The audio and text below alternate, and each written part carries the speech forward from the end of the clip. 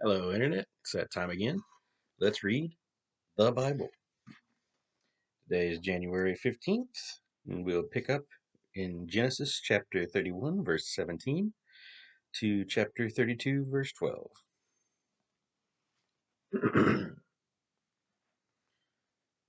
So, one day, while Laban was out shearing sheep, Jacob set his wives and sons on camels and fled without telling Laban his intentions.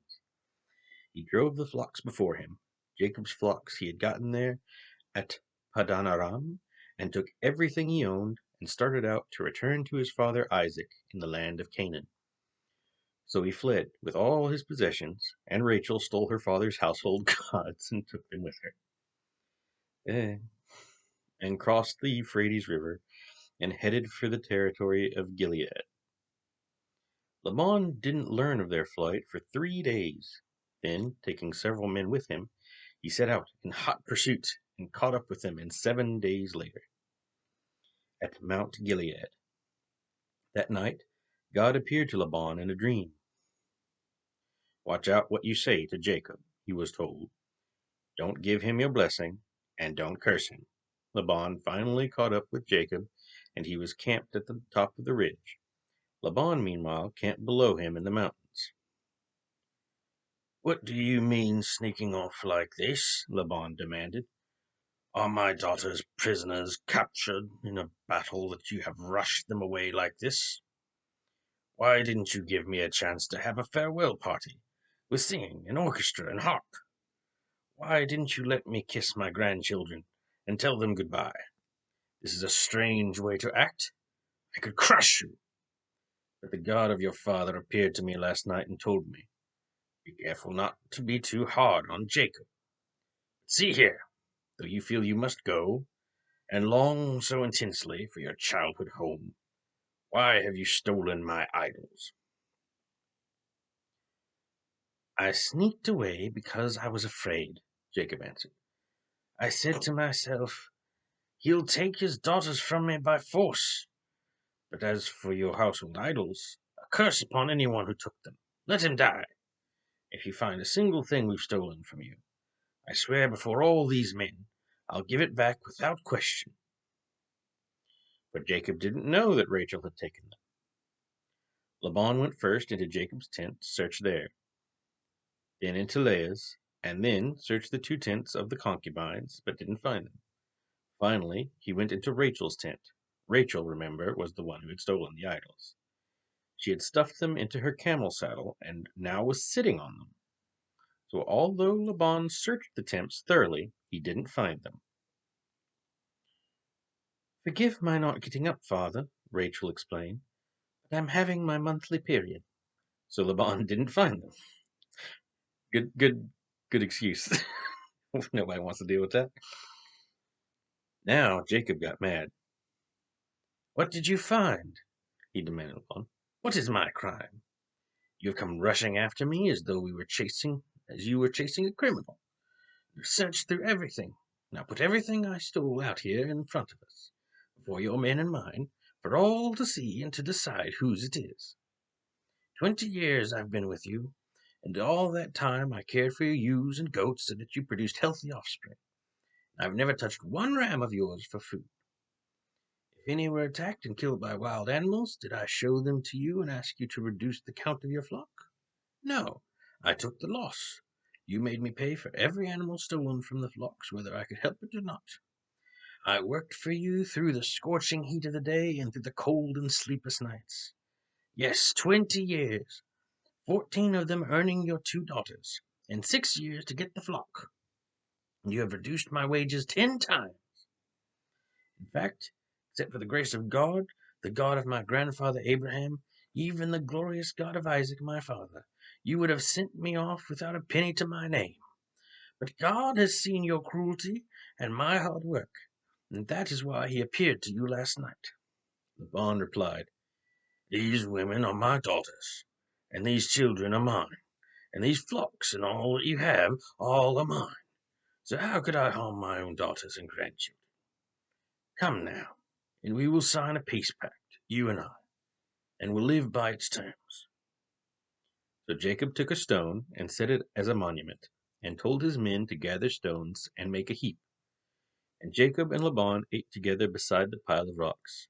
They named it the witness pile, Jegar Sahadutha in Laban's language, and Galid in Jacob's.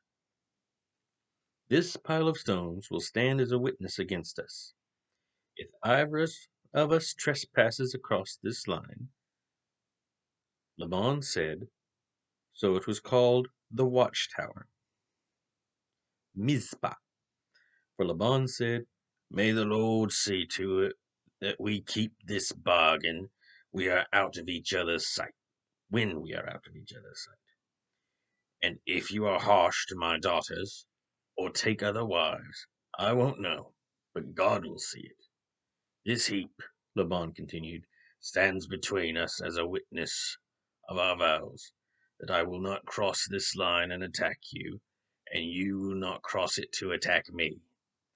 I call upon the God of Abraham and Nahor, and of their father, to destroy either one of us who does. So Jacob took oath before the mighty God of his father Isaac to respect the boundary line.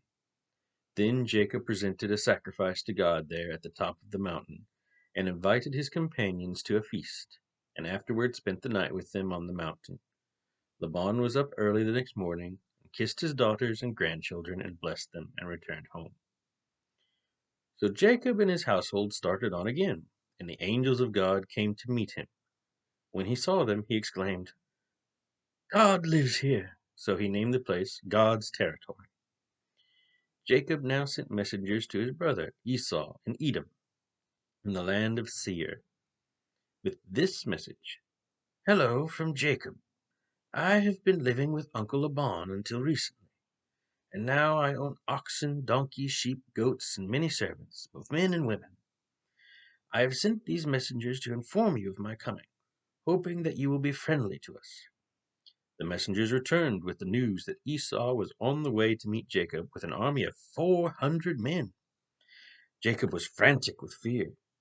He divided his household, along with the flocks and herds and camels, into two groups. For he said, if Esau attacks one group, perhaps the other can escape. Then Jacob prayed, O God of Abraham my grandfather, and of my father Isaac, O Jehovah, who told me to return to the land of my relatives, and said that you would do me good, I am not worthy of the least of all of your loving kindness. Show me again and again, just as you promised me. For I left home and own nothing except for a walking stick, and now I am two armies. O Lord, please deliver me from destruction at the hand of my brother Esau, for I am frightened, terribly afraid that he is coming to kill me, and these mothers of my children. But you promised to do me good, and to multiply my descendants until they become as the sands along the shores, too many to count. Hey, cliffhanger. All right, now we will go on to the New Testament with Matthew chapter 10, verse 27 to chapter 11, verse 6. What voice? What voice? I don't know. No, no. Mm, I'm not really feeling anything. I'll just do a generic voice. What I tell you now in gloom, shout abroad when daybreak comes. What I whisper in your ears, proclaim from the housetops. Don't be afraid of those who can kill only your bodies, but can't touch your souls. Fear only God who can destroy both soul and body in hell. Not one sparrow, what do they cost? 2 for a penny? Can fall to the ground without your Father knowing it. The very hairs of your head are all numbered. So don't worry. You are more valuable to him than many sparrows. If anyone publicly acknowledges me as his friend, I will openly acknowledge him as my friend before my Father in heaven. Well, this is Jesus talking. I misread writing, especially when it's back and forth between things. It's hard to keep track. But if anyone publicly denies me, I will openly deny him before my Father in heaven. Don't imagine that I can bring peace to the earth. No, rather a sword. I have come to set man against his father, and daughter against her mother, and daughter-in-law against her mother-in-law. A man's worst enemies will be right in his own home. If you love your father and mother more than you love me, you are not worthy of being mine. Or if you love your son or daughter more than me, you are not worthy of being mine. If you refuse to take up your cross and follow me, you are not worthy of being mine.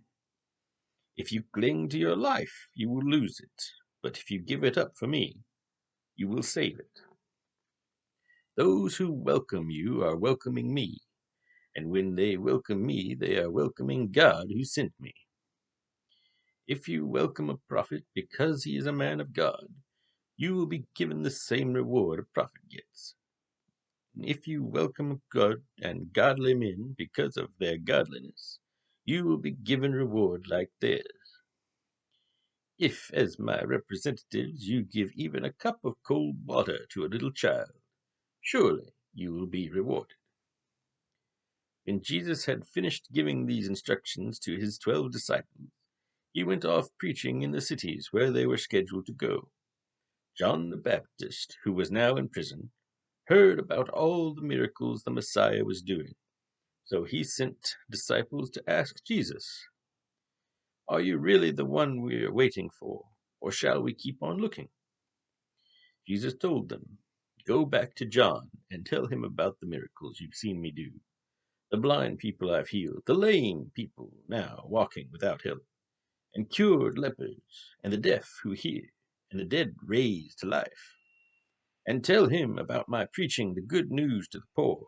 Then give him this message: Blessed are those who don't doubt me."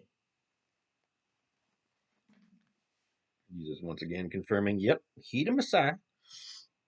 All right. Now then, on to Psalm chapters 13 and verses 1 through 6.